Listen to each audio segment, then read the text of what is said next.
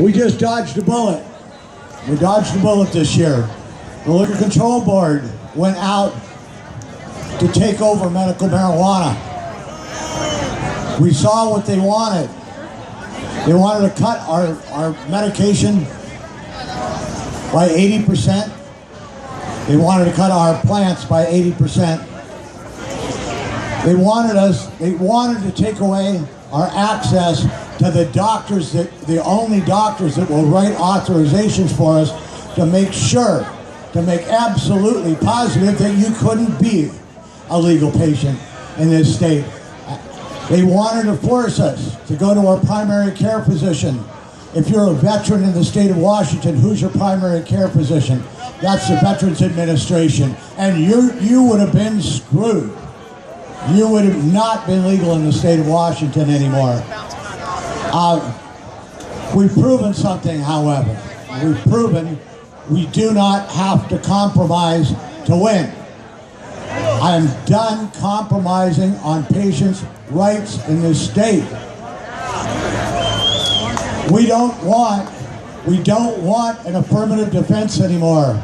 We're working on legislation this year, and later on, a week from now, we're going to have a meeting at Magic Butter. We will run through our whole legislative program so everybody knows what we're doing. We're going to let everybody know what's going on with our Supreme Court case with Kent right now. We now have the money to fight them in the Supreme Court. So we're going to push for a complete legalization for patients. No patient registry, not now, not ever.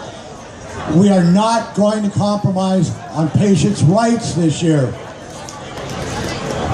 No tax on medicine. The second you open up the door to tax on medicine, you're going to get what you got with recreational marijuana, and we cannot afford $40 or $50 a gram for patients in this state. No tax on medication, not now, not ever, not 1%. We don't want to hear about it.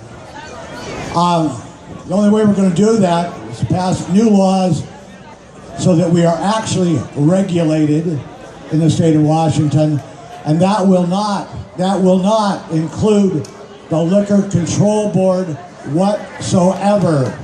No Liquor Control Board in control of medical cannabis in this state. We're going to do some other things. The per se DUID has got to go away. Yesterday morning, between 7:30 in the morning and 8:30, I got 2 calls, one from a pig farmer in Osa. Got pulled over with his kid in his pickup truck. They are now charging him with a DUID. They took his blood without his permission. They're charging him with a DUID, and now they're trying to take his child away. Another gentleman who's a patient in Yakima had both kids in his car. They're charging him with 2 enhancements to the DUID, and they're taking his 2 children away. Twice in 1 hour yesterday. This has to stop. And if we're gonna make pot legal in the state of Washington, we have to end the HIDA grants. We have to make it illegal for local law enforcement to take grants, bribes from the federal government so that they will enforce federal law over state law. We have to get the feds out of this if we're going to have legalization in the state of Washington, and it's going to work. That also means we need to get rid of civil forfeiture. There is no reason if you kick down my door and you take my possessions and you don't charge me, or I'm found not guilty of a crime, that I shouldn't immediately get back all my property. I've been raided by 4 drug task forces, armed with guns, robbed at gunpoint, and not been able to get my own property back. We have to take the financial incentive away from law enforcement this year. We have to release the political prisoners in our jails in the state of Washington. That's got to be a priority. They have no more reason to keep people who are in jail for non-violent marijuana crimes in this state. But we're gonna have a meeting, like I said, next week. We'll announce it on the internet.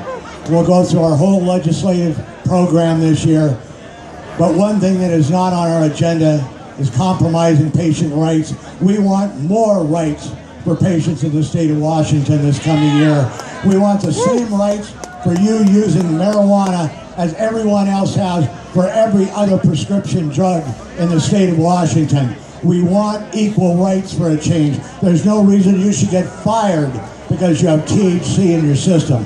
That has to end.